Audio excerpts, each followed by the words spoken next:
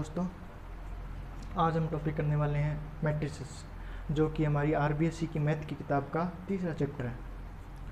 तो सबसे पहले इसकी डेफिनेशन जान लेते हैं, बाद में करेंगे बाकी। A matrix is a ordered rectangular array of number और फंक्शंस।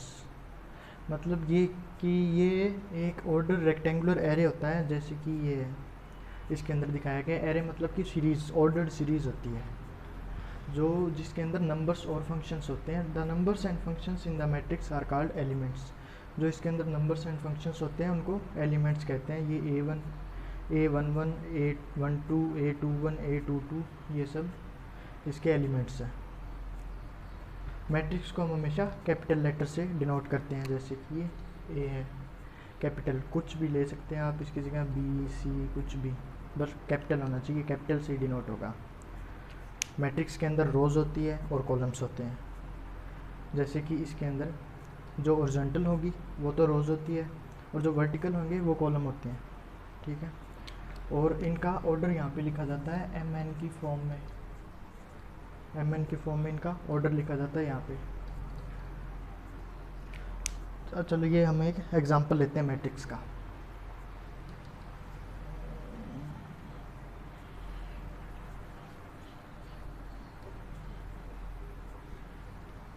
आसान टॉपिक है, कुछ ज़्यादा मुश्किल नहीं है ये। मान लीजिए कि एक लड़की है राधा, जिसके पास पेन्स है 6 पेन है और बुक्स है 7। उसी के साथ एक लड़का है राजू, जिसके पास 8 पेन है और 12 किताबें हैं। उन्हीं के साथ एक लड़का और है आशीष, जिसके पास 9 पेन है 15 किताबें हैं। तो अब हमें इसको मैट्रिक्स में लिखना है। मैट्रिक्स में लिखने के लिए सबसे पहले इसको कोई भी कैपिटल लेटर की मैट्रिक्स में डिनोट किया जाएगा, जैसे कि ए, उसके बाद में वो ब्रैकेट बनाए जाएंगे। अब हम इनको कैसे भी लिख सकते हैं। आप या तो पेन को कॉलम में लिख दीजिए और इनको भी ऐसे कॉलम में लिख दीजिए। 6, 8, 9 ये पेन आ गए और ये बुक्स आ गई। 7, 12, 15।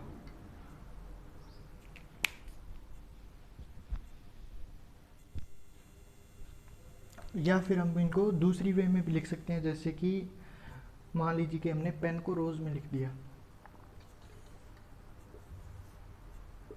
6, 8, 9 और बुक्स को भी रोज में लिख दिया। ये पेन है, ये बुक्स है। मतलब दोनों में से किसी तरीके में मैट्रिक्स को हम लिख सकते हैं। इसके बाद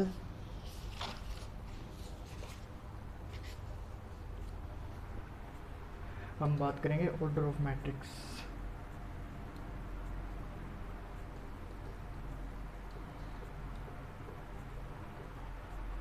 इसी मैट्रिक्स की बात कर लेते हैं। मान लीजिए कि ये वही मैट्रिक्स है A 6, 7, 8, 8, 12, 15। इसके ऑर्डर को हम M × N की फॉर्म में लिखेंगे, जैसे कि ये इसकी रोज़ है। तो M क्या होता है? M होता है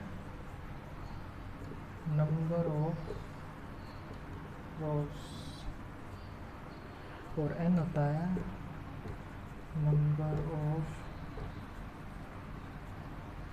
कॉलम्स।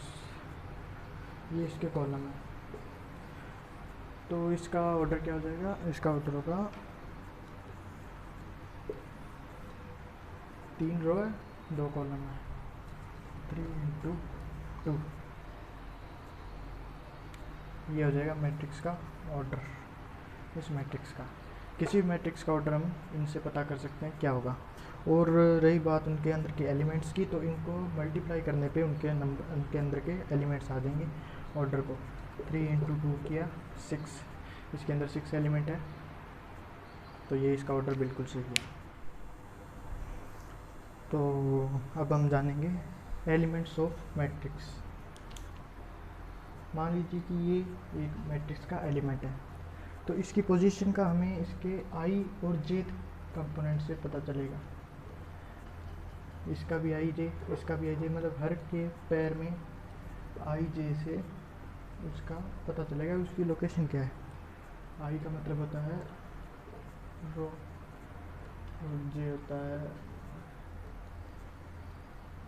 कॉलम। मान लीजिए कि ये एलिमेंट है ए, तो ये पहली रो में है, पहले ही कॉलम में है। ये रहा, ये एलिमेंट आ गया बी, ये पहली रो और दूसरे कॉलम में है। सी दूसरी रो पहला कॉलम, डी दूसरी रो दूसरा कॉलम। ये इसकी एलिमेंट्स की पोजीशन का पता चलता है इससे। मेनली हमारे लिए तो मैट्रिक्स लीनियर इक्वेशन सॉल्व करने में यूज़ होगी, पर इसका वैसे बहुत ज़्यादा यूज़ होता है, जैसे कि बिजनेस में और एनालिसिस में, कॉस्ट एस्टिमेशन में, क्रिप्टो करेंसी में। तो अब हम बात करते हैं टाइप्स ऑफ मैट्रिसेस। ये बहुत प्रकार की होती है। सबसे पहला टाइप होता है इसका रो मैट्रिक्स। रो मैट्रिक्स, इसके अंदर सिर्फ एक रो होती है, कोई कॉलम नहीं होगा, सिर्फ एक रो होगी, उसी को हम रो मैट्रिक्स कहते हैं। दूसरे नंबर पे आती है इसकी कॉलम मैट्रिक्स। इसके अंदर सिर्फ एक कॉलम होगा, कोई भी रो नहीं होगी, इसमें एक सिर्फ कॉलम होगा, उसी को हम कॉलम मैट्रिक्स कहेंगे। फिर आता है सबसे इम्पोर्टेंट पार्ट इसका, स्क्वायर मैट्रिक्स। ये बहुत इम्पोर्टेंट है। इसके अंदर नंबर ऑफ रोज होते हैं वो नंबर ऑफ कॉलम्स के इक्वल होते हैं, मतलब कि जो मैट्रिक्स का ऑर्डर होता है m इंटू एन, वो इक्वल होता है m बराबर n। ये होता है, जैसे कि इसका एग्जांपल ये रहा 2 4 7 5, 2 इंटू 2 ये इक्वल है दोनों। ये रहा b, इसके अंदर भी ये 3 इंटू 3 दोनों इक्वल। तो स्क्वायर मैट्रिक्स के बाद आती है डायगोनल मैट्रिक्स। डायगोनल मैट्रिक्स एक स्क्वायर मैट्रिक्स ही होती है। इसके अंदर जो ऑल नॉन डायगोनल एलिमेंट्स हैं वो ज़ीरो होते हैं, मतलब इसके अंदर सिर्फ जो डायगोनल एलिमेंट्स है वहीं पे और होंगे, बाकी वहाँ पे अगर और साइडों में जो एलिमेंट्स है वो सारे ज़ीरो होंगे। जितने भी एलिमेंट्स साइडों में बच गए वो ज़ीरो होंगे, सिर्फ डायगोनल में एलिमेंट्स होंगे, उनमें नंबर्स होंगे या कोई भी वैलिड नंबर्स होंगे, बाकी सारे ज़ीरो होंगे। और उसके बाद में आती है स्केलर मैट्रिक्स। स्केलर मैट्रिक्स में डायगोनल मैट्रिक्स और स्क्वायर मैट्रिक्स दोनों के जो गुण होते हैं वो होते हैं। स्केलर मैट्रिक्स में ये एक डायगोनल मैट्रिक्स होती है जिसके ऑल डायगोनल एलिमेंट्स इक्वल होते हैं, जैसे कि इसमें भी डायगोनल में ही होंगे और नॉन डायगोनल एलिमेंट्स तो सारे इसमें भी ज़ीरो होंगे, पर इसमें जो डायगोनल में एलिमेंट होंगे वो सारे इक्वल होंगे, जैसे इसमें 1 1 1 2 2, और भी इसके बहुत सारे एग्जांपल होते हैं। बस मेन बात ये है कि इसके अंदर जो डायगोनल एलिमेंट्स होते हैं वो सेम होते हैं, इसमें सेम नहीं होते, इसमें सेम होते हैं। दोनों में जो नॉन डायगोनल एलिमेंट्स होते हैं वो ज़ीरो ही होते हैं। तो इसका छठा टाइप आता है आइडेंटिटी मैट्रिक्स। आइडेंटिटी मैट्रिक्स भी काफ़ी इम्पोर्टेंट है।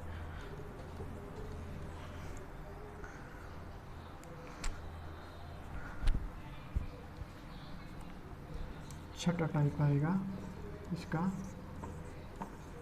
Identity matrix. ये भी एक स्क्वायर मैट्रिक्स ही होती है। स्क्वायर मैट्रिक्स एक स्क्वायर मैट्रिक्स ही होती है, बस फ़र्क कितना होता है कि इसमें जो डायगोनल एलिमेंट्स है वो 1 1 होगा, 1 1 1, बाकी जो बच गए वो नॉन डायगोनल एलिमेंट्स वो ज़ीरो होंगे। बस इसको हम कैसे भी लिख सकते हैं, मान लीजिए कि ये 2 2 ऑर्डर की होगी, इसमें भी 1 1।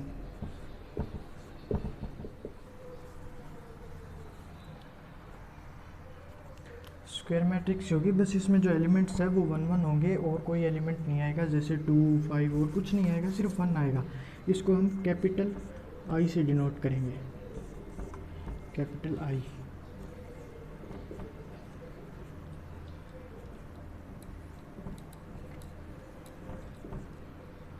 ये होगी हमारी आइडेंटिटी मैट्रिक्स।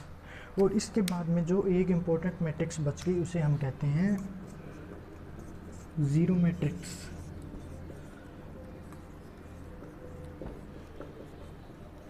ज़ीरो मैट्रिक्स ये कोई स्क्वायर मैट्रिक्स नहीं होती, इसे हम कैसे भी लिख सकते हैं, बस इसके एलिमेंट्स होते हैं वो ज़ीरो होते हैं, हर एलिमेंट इसका ज़ीरो होता है और कोई वैल्यू नहीं आएगी इसमें, सिर्फ ज़ीरो आएगा।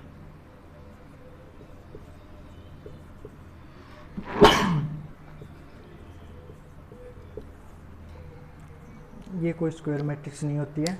बाकी लगभग इसके स्क्वायर मैट्रिक्स के टाइप होते हैं, identity matrix, diagonal matrix, scalar matrix. Zero matrix को हम कैसे भी लिख सकते हैं, इसको कैपिटल ओ से डिनोट करते हैं, कैपिटल ओ से। तो हमने मैट्रिक्स के टाइप्स के बारे में जान लिया है। अब हम जानेंगे इक्वालिटी ऑफ मैट्रिक्स कि दो मैट्रिक्स है वो इक्वल कैसे होती है।